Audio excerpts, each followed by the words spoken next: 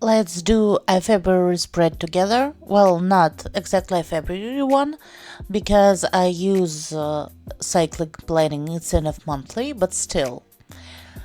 Hi, this is insanelinn, and welcome to my video.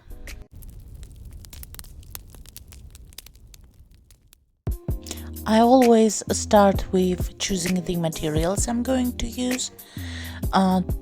This month I didn't have a specific theme, but because that cycle starts at the most wintry time we can ever have right now, it's snowing and the snow is not melting right away, and because at the end of the cycle there is a great possibility that spring is going to be full on its way, I didn't want to do it too seasonally, if you understand what I mean.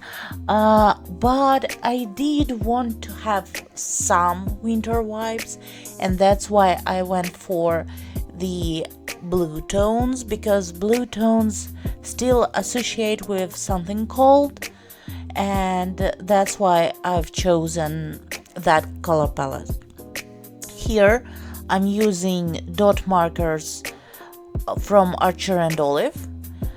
I believe they're called, I don't really remember the name of them. I got them from the advent calendar, I think, or maybe from the winter box. I'm not completely sure, to be honest. But yeah, I'm trying to use them for the first time. And I've also selected some stickers in a form of a corner of the picture or something like this. They have butterflies on them, and I believe I got them from Temu. So I started with my monthly calendar spread. I do love to see all my month in that calendar form. Although I do understand that the original bullet journal method suggested you just listing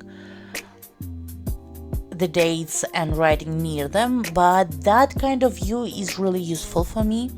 But at the last time I tried to fit that calendar view into one page, because I thought that I do like writing lists, so that's why I don't really need so much horizontal space, and the main thing is to give me a lot of vertical space. And while it is true I don't need as much vertical space, and I do need more horizontal one, so that spread is going to be entirely for the calendar and nothing else. So that's why I'm using wider and a little bit shorter borders, but I do plan to add some stickers there, so some real estate will be taken by the decorations. I still got some white space, and honestly so far I haven't used that, but I feel okay because it's still a real estate I could use in my journal if I really feel that I need to add some more information. I'm actually, during that cycle, thinking about getting some financial information there, mostly the information on what kind of sources of revenue I got and which exact amounts did I receive during that time, but I'm not still completely sure about that. Last cycle I really enjoyed the structure where I listed the tasks on one side and days and the number of the week on the other side, because I do have a lot of repeating tasks. But this time I decided that just having weekly spreads in such a way is not actually completely worth it for me. So I decided to do a weekly spread in the same manner anyway. So the idea is that any repeating task is going to be on that list, and all the tasks which are singular would be on the previous spread on the calendar view. And here you can see that I started with listing the numbers, and the idea here is to have a week number, the days of the week, a week number, days of the week, and so on. During that process, as I started writing down the correct dates, although I did compare it to the calendar in the beginning of my journal, I still managed to mess it up.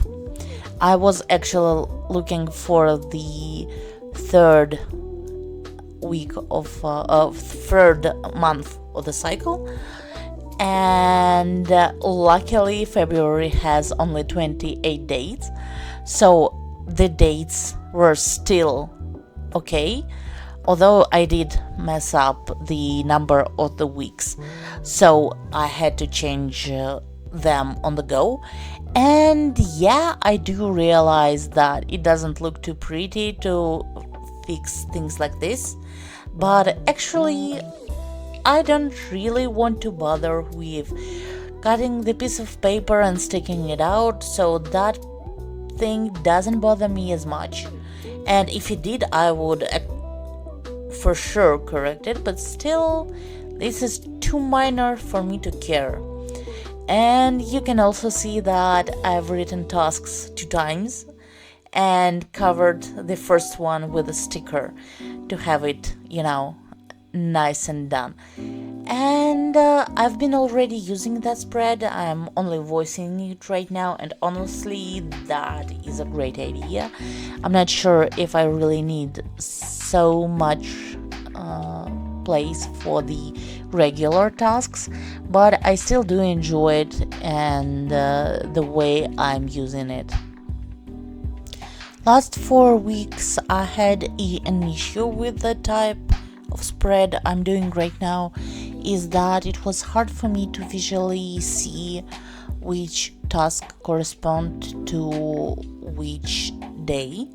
So especially because I'm using a monthly spread, so it would be a really long line to follow with the eyes, I thought about adding second light highlight, and that's why I took out some of the markers I have.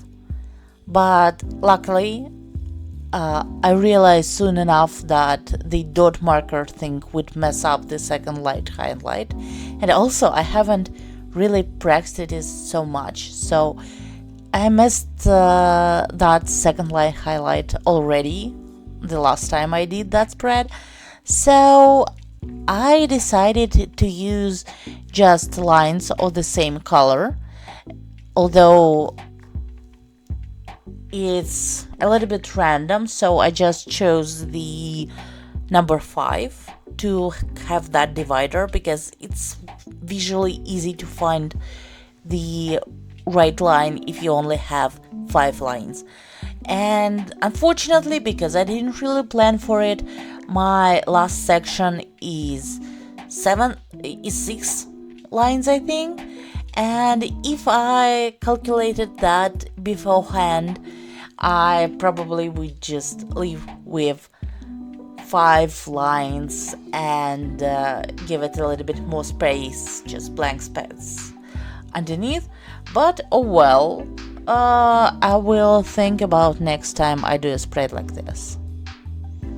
So this is a flip through with the that setup already used a little bit, and as you can see, it's well loved. I'm covering some personal data, but still you can see how it works out. And I also added a couple of pages. One is just a running list with the tasks I don't know the date of, and a comparison between before and after. Thank you for watching. I hope you liked this video, and please follow me.